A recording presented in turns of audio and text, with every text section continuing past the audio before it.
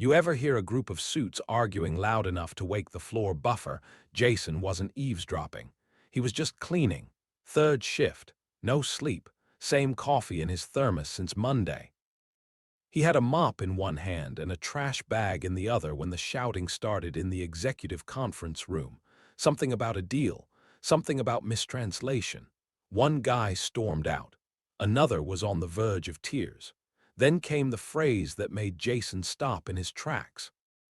This whole deal dies if we can't fix the Mandarin. Quick question. Where are you watching from? Drop your city in the comments. And hey, if this story makes you clench your jaw, smile, or whisper, "No way, that's Jason Statham," hit that subscribe button. Watch till the end because what happens next might change how you see quiet people forever. Jason knocked once, stepped inside, and said, in perfect, polished Mandarin, "Actually, I think what they meant was trust, not ownership. Huge difference." And just like that, the room went silent. Jason had cleaned that boardroom 100 times, buffed the floor until it gleamed like glass, changed out the stale coffee pods nobody drank, scraped crusted fingerprints off the tabletops like it was part of some invisible ritual. But nobody had ever looked at him. Not really. Not once, until the night he spoke. It was after 11 p.m. Building nearly empty, rain coming down sideways against the glass like the sky was trying to peel the place open. Jason was pushing the mop cart down the hallway when he heard it, raised voices through a door that was usually locked. Conference room 9A, the high-value room. The one with the imported chairs and the $3,000 projector no one could figure out how to use. The door was cracked an inch. Jason didn't stop to snoop. He stopped because the phrase that floated out made his ears flick. "They think we're trying to own their brand. It's over. They're walking." Then came Mandarin. Harsh, clipped, one voice trying to calm things down, another firing back like a machine gun. Someone slammed a fist against the table. Jason looked at the exit sign, then at the mop in his hand. He stepped closer. Another voice, English this time, tense and exhausted. "We spent 2 years on this. This is 500 million gone overnight." Then silence. Jason cleared his throat. One of the executives turned, eyes bloodshot. "What do you want?" Jason raised a hand. "Sorry, just cleaning." More silence. Then he added quietly, "They're not saying what you think they are." 6 heads turned at once. Jason stepped into the room, slowly. Like walking into a fire he wasn't sure would burn. The man at the head of the table stood up. "What did you just say?" Jason took a breath. "I said they're not threatening to walk. They're saying your contract implies transfer of control. But what they're asking for is trust, long-term rights, not ownership." Another voice, older, skeptical. "You speak Mandarin?" Jason nodded. "Shanghai Jiawoyu Sheng Zhangda." Grew up in the Shanghai Education District. One of the Chinese delegates perked up, said something fast. Jason responded without missing a beat. Short, respectful, measured. The delegate smiled. The man at the head of the table blinked. "Are you kidding me?" Jason looked at him calm. "No, sir." Another suit stood up, whispering to his neighbor. The Chinese delegate was now gesturing, pointing at the contract on the screen. Jason walked over, scanned the paragraph, and said, "This line here, it reads like a hostile takeover. But what you're offering is a brand merger.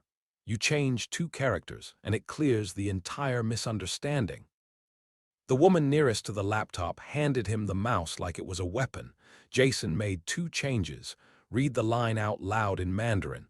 The lead delegate smiled, nodded. One of the suits whispered, "Oh my God." The room didn't cheer. It didn't erupt. It just shifted. The air changed. Jason took a step back. The man at the head of the table stared at him like he wasn't made of skin and bone. "What's your name?" "Jason Shaw." "You work for?" "Facilities." The man blinked. "You have a resume?" "No." "I have a 9-year-old at home, a third shift I'm late for, and a floor buffer that needs a new hose." The man turned to the woman with the laptop. "Get his information, and someone give him a ride home." Jason held up a hand. "I've got a bus card." The room stared. The Chinese delegate extended a hand. Jason shook it. He left the room 10 minutes later in silence, pushing his mop cart like nothing had changed. But everything had. He got home at 12:45 a.m. Leo was asleep on the couch, cartoon still looping on mute. Jason draped a blanket over him, sat on the edge of the cushion, and stared at the floor like it had answers. In the morning, he woke up to 6 missed calls, unknown number. Then the company line. Then another private. He didn't call back. At 10:13 a.m. A black SUV pulled up in front of the building. Jason was in sweatpants, no shoes, microwave burrito halfway done, a knock on the door. He opened it slow. A woman in a gray suit, calm voice. "We'd like to speak with you about your employment status." Jason blinked. "Am I fired?" She smiled. "Not exactly." They didn't go to HR. They went to floor 24, the one Jason had never cleaned, never even had access to. The badge they gave him buzzed green at every turn, a corner office. Coffee already poured. Inside, the same man from the night before, the one who'd said, "What do you want?" This time he smiled. "Mr. Shaw," Jason sat, cautious. "We'd like to offer you a new position, language liaison, high clearance, direct contract under corporate partnerships, pay scale starting at." He slid a paper across the desk. Jason didn't touch it. "I'm a janitor." The man nodded. "You were. You're also fluent in 3 dialects, have perfect tone control, and according to my assistant, de-escalated one of the biggest deals we've ever been part of using a mop handle and Google Translate." Jason raised an eyebrow. "I didn't use Google Translate." The man smiled wider. "Exactly." Jason looked at the paper. The number on it made his stomach clench. "You want me to be a suit? We want you to be what you already are. We'll build the rest around you." Jason leaned back, thought of Leo, thought of rent, thought of what it felt like to be seen. "I need 24 hours." The man nodded. "You've got 12. Jason walked out with the paper in hand. He didn't tell anyone, not yet. He got home, made Leo lunch, sat across from him. "Can I ask you something?" Jason said. Leo nodded, mouth full of peanut butter. "What would you think if I stopped cleaning floors and started wearing a tie?" Leo blinked. "Like a good tie," Jason smiled. "A decent one." Leo nodded again. "Do they have cereal there?" Jason laughed. "Probably." "Then yeah, do it." Jason stared at him, then picked up his phone. Jason accepted the job before the deadline. He didn't negotiate, didn't ask for perks. He signed the offer at his kitchen table with Leo humming quietly across from him, eating cereal and using the pen cap to draw faces in spilled milk. The company sent over a car the next morning. Black again, same driver, same stillness, and Jason stepped into a new life with the feeling of wearing someone else's shoes. Floor 24 smelled different, like imported leather and money. His old security badge didn't even exist in the system anymore.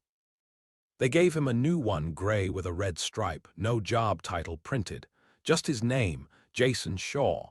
His first day didn't come with training. It came with a sealed folder.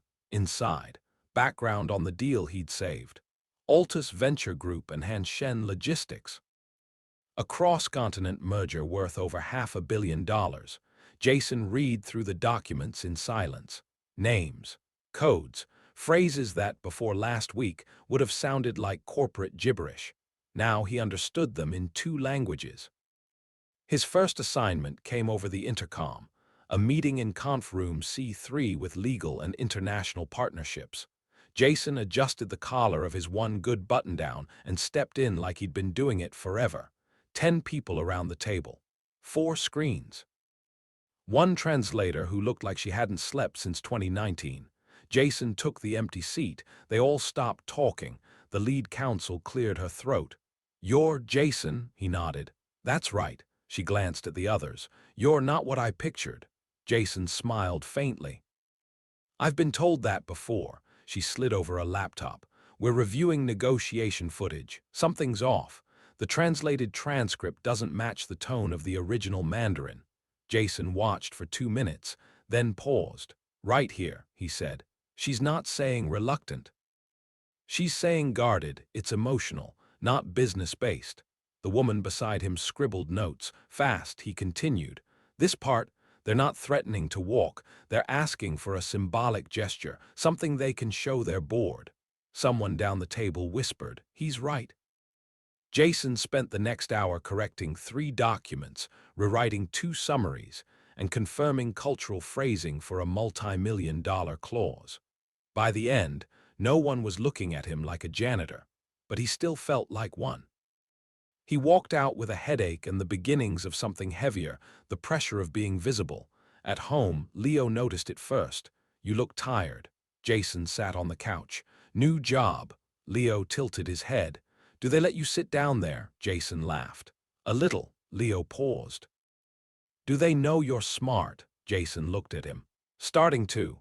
The next morning, the suits treated him differently, not just polite, cautious, as if he had access to something dangerous. He started getting CC'd on emails he didn't understand yet, pulled into rooms without introductions, shown projections that involved numbers he used to clean off whiteboards at 2 a.m. Jason didn't ask questions. He watched, he listened, and he spoke only when he had something that mattered. By week 2, they stopped calling him the janitor behind his back. By week 3, someone from upper strategy shook his hand and said, "I heard what you did in Conf 9A. You just saved us a lawsuit no one saw coming." Jason just nodded, but inside something shifted. Late that Friday, as he packed up to leave, the head of International stopped by his office, if you could call it that. It was really a converted phone booth with a desk and a second-hand lamp. She didn't introduce herself, just said, "They don't like that you exist." Jason blinked. "Who?" "The ones that assume their money makes them smarter." Jason leaned back. "I'm not here to scare anyone," she nodded. "Good, but you did." Then she left. Jason sat there a while, thinking about it.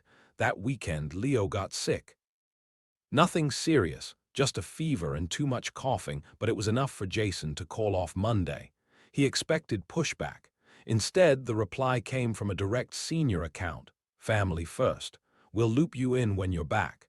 Jason stared at it like it might self-destruct. He made Leo soup, sat on the couch, and held a cold cloth to his forehead like his mother used to do for him. "Are you missing work?" Leo asked, bleary-eyed. Jason shrugged. "Not really. Work's missing me." Leo smiled. "Good." The next morning, Jason's phone rang, a known number, no company line. He answered cautiously. "Hello," a voice he didn't recognize said. "You made some people very uncomfortable." Jason stood up. "Who is this?" The voice ignored him. "They liked you better when you were invisible." Jason's jaw tightened. "Is this a threat?" "No, just a reminder. People don't climb from the bottom without stepping on someone's foot." Click. Jason stared at the phone. No voicemail, no trace. That afternoon, a car he didn't recognize drove past his building. Twice. Slowed down the second time. Jason closed all the curtains. That night, Leo asked, "Did I do something wrong?" Jason shook his head. "No, buddy, not at all." "Then why does it feel like something bad's coming?" Jason looked at him and didn't lie. "Because sometimes when you step into a room they don't think you belong in, people get scared." Leo nodded slowly. "Are you scared?" he asked. Jason thought about it, then said, "Not enough to go quiet." Jason didn't report the call. He knew how it would go. Some assistant in HR would log it, send a memo to legal, maybe loop in security, then quietly advise him to keep a low profile. But Jason wasn't built for low profile anymore. Not after what he saw in those meetings. Not after what he'd translated or, more importantly, what he hadn't said out loud. There were things hidden in the contracts, phrases buried in the Mandarin version that didn't show up in the English at all. Not errors, omissions, strategic ones. Jason had caught 3 already, and someone had definitely noticed. He walked into work the next morning and his badge didn't scan. Red light, buzz, denied. He tried again, same thing. A security guard looked up from the desk. "You got clearance for floor 24, Jason showed the badge. "Name still active, but access is restricted. Might be a system thing." Jason gave a tight nod. "Sure." The guard handed him a temporary, "Try the service elevator. It's open." Jason took it without a word. Inside the elevator, he watched the numbers blink. 13, 14, 15. He got off on 16. Walked up one flight. The hallway on floor 24 was dead silent. Even the lights felt dimmer. He tapped lightly on his old not-quite office. It was locked. He walked to legal. Locked. Strategy. Dark. Only one room lit up at the far end, the boardroom. Jason stood outside it for a second, then pushed the door open. Inside, 3 people. None of them from his usual circle. One man in a navy blue suit looked up from his tablet. Jason Shaw. Jason nodded slowly. I'm told you've been editing high-level documentation without appropriate clearance. Jason didn't answer. Another man, slightly older, colder voice said, We appreciate initiative, but there are lanes for a reason. Jason stepped into the room. I translated what you paid me to. And I flagged contradictions. That's the job, isn't it? The third person, a woman in a sharp blazer, finally spoke. You weren't hired to flag what wasn't meant to be found. Jason's jaw tightened. So you admit something's missing, she stared at him. We're not having that conversation.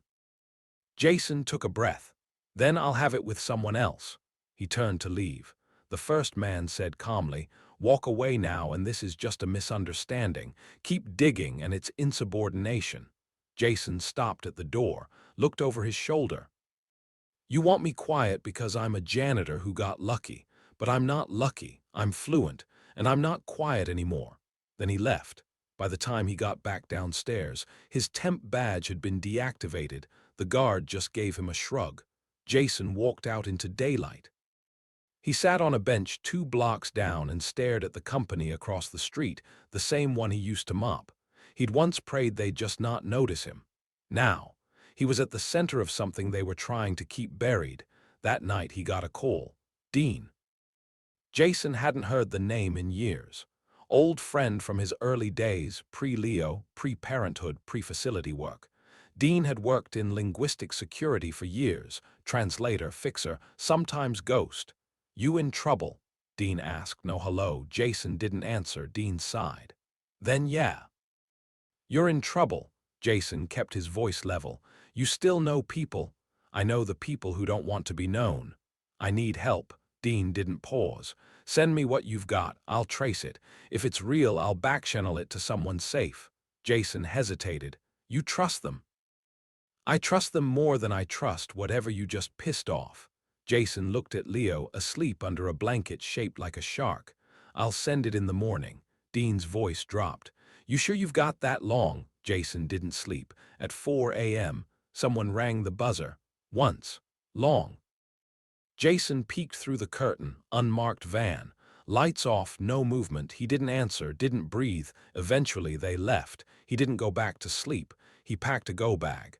Woke Leo up gently. We're going to visit Aunt Tessa, he said. Leo blinked. Why? Just need to get out of town for a little. Leo rubbed his eyes. Do they have cereal? Jason smiled. Best kind. They drove 2 towns over. Tessa hugged them both tight without asking questions. Jason handed her an envelope. If anything happens, she held up a hand. I got him. You do what you have to. Jason returned to the city alone. That night, he uploaded the files to Dean. The response came 2 hours later. This isn't just shady, it's criminal. Jason leaned back in the chair. Dean added, You're sitting on evidence of manipulated state contracts and international fraud. This is above boardroom politics now. Jason exhaled. So what do we do? Dean's reply. We take them down, carefully, quietly, and we make sure they can't touch your kid again. Jason didn't go back to the office. By Monday, his name had been wiped from the internal employee directory. No farewell email, no HR form, just erased, like he'd never spoken Mandarin in that boardroom or stopped a $500 million disaster with a sentence. But the files he'd sent to Dean were now in motion, quiet motion. Whistleblower protections, backchannel attorneys, encrypted leaks to specific outlets. It wasn't a dramatic takedown. Not yet.